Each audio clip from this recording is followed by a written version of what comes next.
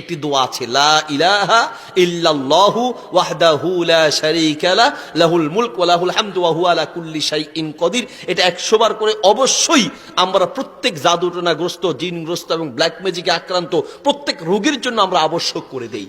এই দোয়াটি 100 বার করে করে পড়বেন। এই দোয়ার এতটা ফজিলত, এক আরাবিয়ান আলেম তিনি এক জিনে ধরা রোগীর চিকিৎসা করতে গেছেন। রাকি যাকে বলে, রাকি গিয়ে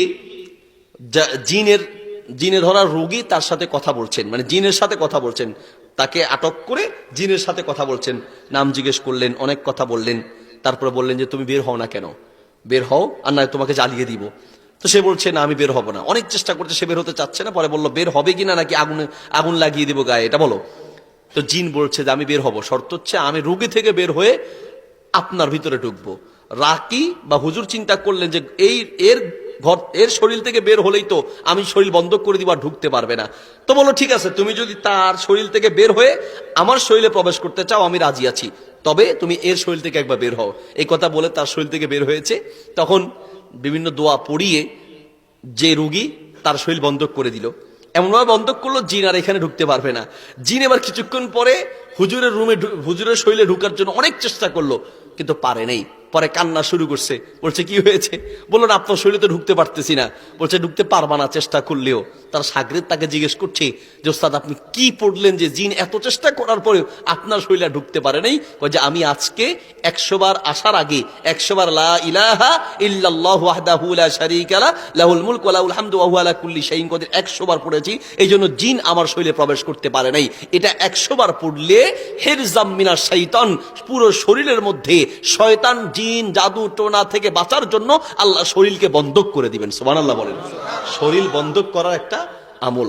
তাহলে ব্ল্যাক ম্যাজিক, জাদু টোনা, জিন ভূত ইত্যাদি থেকে বাঁচার জন্য অবশ্যই এই কাজগুলো করতে হবে, করার চেষ্টা করতে হবে। আল্লাহ সুবহানাহু ওয়া তাআলা আমাদেরকে বোঝার তৌফিক দান করুন।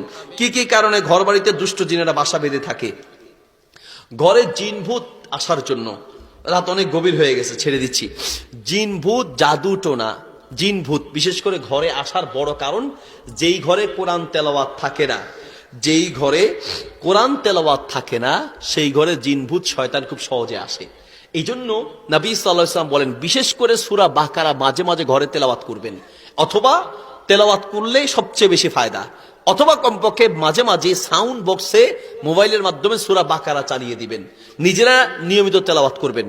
আমরা এরকম বহু জায়গায় আলহামদুলিল্লাহ ছিলাম, আমরা পরিবার সহ জিনের কোনো সমস্যা দেখি নেই, কিন্তু আমরা বের হয়েছি ফ্ল্যাট থেকে, ব্যাস পুরো ফ্ল্যাটে মানে পুরো বিল্ডিং কাঁপাচ্ছে, ছাদের উপরে নাচতেছে, প্রস্রাব করতেছে, বুঝছেন কিনা? বিভিন্ন জিনের সমস্যা বিল্ডিং গুলোতে থাকে।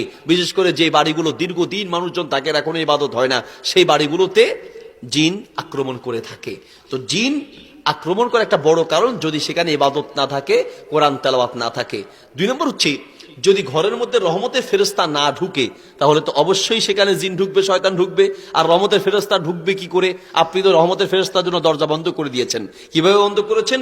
যেই ঘরে মূর্তি থাকে, ছবি ঝুলন্ত থাকে, আছে না নায়ক নায়িকার ছবি, নেতাদের ছবি, খেলোয়াড়দের ছবি ঝুলিয়ে রেখেছে, নবী সাল্লাল্লাহু আলাইহি ওয়াসাল্লাম বলেন লা তাদখুলুল মালাইকাতু বাইতান ফিহি কালবু ওয়ালা তাসাবির, যেই ঘরে কুকুর অথবা হচ্ছে ছবি ঝুলন্ত থাকে সেই ঘরে ফেরেশতা প্রবেশ করে না।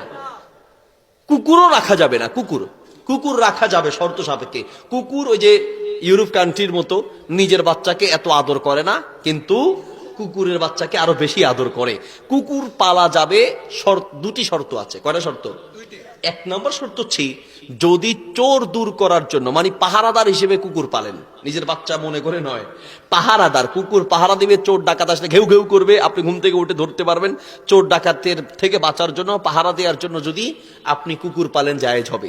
2 নম্বর হচ্ছে যদি কুকুরকে শিকারী হিসেবে পালেন, আল কালবুল মুআল্লাম, আল কালবুল মুআল্লাম ফিকের কিতাবে আছে, শিক্ষিত কুকুর। বলে হুজুর আবার শিক্ষিত কেমনে হয় কুকুর? কুকুর কি স্কুলে পড়ে না মাদ্রাসায় পড়ে? স্কুল মাদ্রাসায় না পড়েও কুকুরকে শিকারী বানানো যায়, এটা হলো শিক্ষিত কুকুর। কেমনে? কুকুরকে যদি ট্রেনিং দেওয়া হয় তাহলে কুকুর মাছ ধরে নিয়ে আসবে, পাখি ধরে নিয়ে আসবে। কুকুরকে শিক্ষিত হয়েছে কিনা কিভাবে বুঝবেন? নিয়ম আছে, তাকে বলবেন এই মুরগিটা ধরো, ধরার জন্য বলছেন